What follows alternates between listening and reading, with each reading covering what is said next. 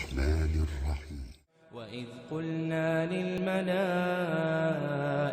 اسجدوا لآدم فسجدوا إلا إبليس أبى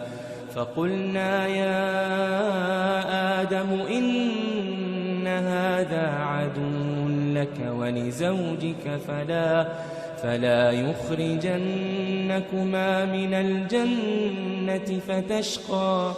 إن لك ألا تجوع فيها ولا تعرى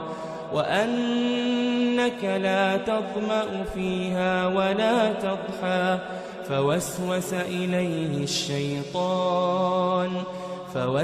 إليه الشيطان قال يا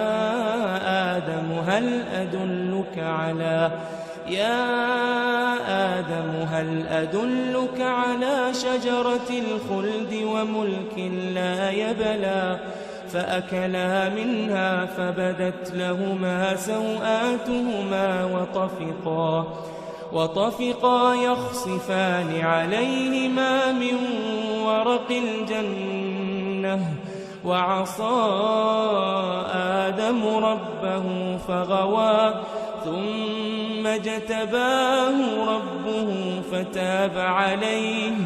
فتاب عليه وهداه قال اهبطا منها جميعا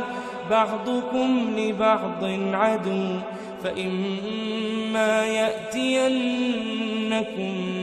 مني هدى فمن اتبع هداي فلا يضل ولا يشقى ومن أعرض عن ذكري فإن له معيشة ضنكا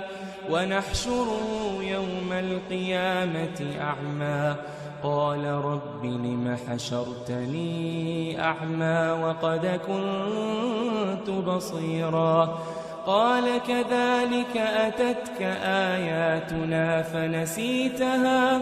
وكذلك اليوم تنسى وكذلك نجزي من أسرف ولم يؤمن بآيات ربه ولعذاب الآخرة أشد وأبقى